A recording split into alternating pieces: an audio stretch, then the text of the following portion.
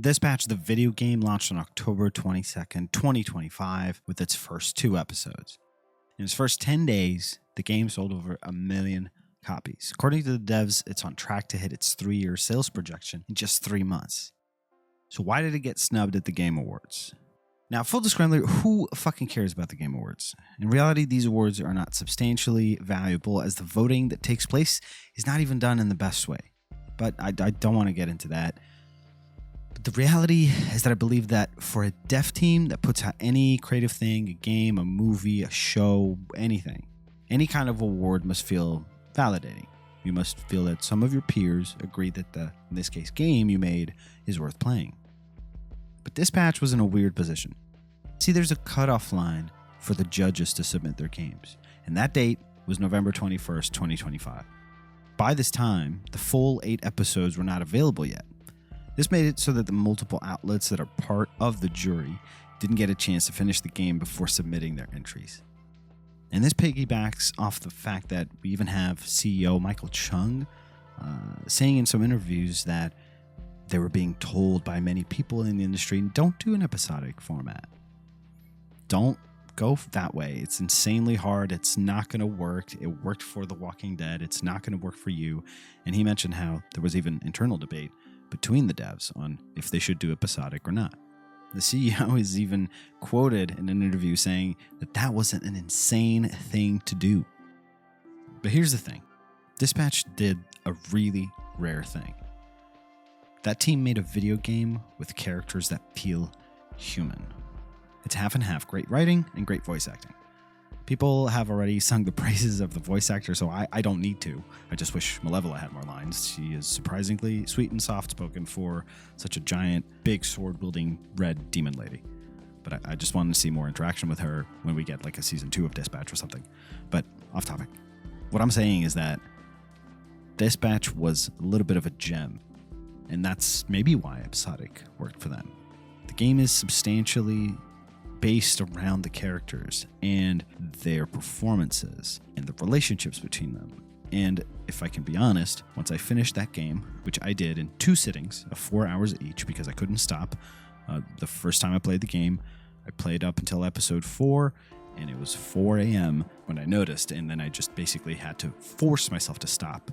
Just like a good show, you kind of don't want to stop after the end of each episode. You just click that next button without even thinking, because you want to know what happens next, or because you want to know what happens next. That's literally it. Thing for me was, once I finished that game and knew that that was it, that was the whole of Dispatch that I just experienced, I was a bit sad, because just like a good movie, a good TV show that you've watched for a couple seasons and suddenly it had to stop, you miss those people. You want to hang out with those people more. You want more time with those characters, in this case, in that world. It's kind of surprising to see that in such a busy landscape of superhero media with movies and TV shows just coming out all the time, Dispatch made a game about superheroes that takes mostly place in an office and actually just introduces you to a side of a superhero story where you were a hero. You're not a hero anymore. So you're now just sitting in an office doing an office cubicle job. And somehow they made that fun.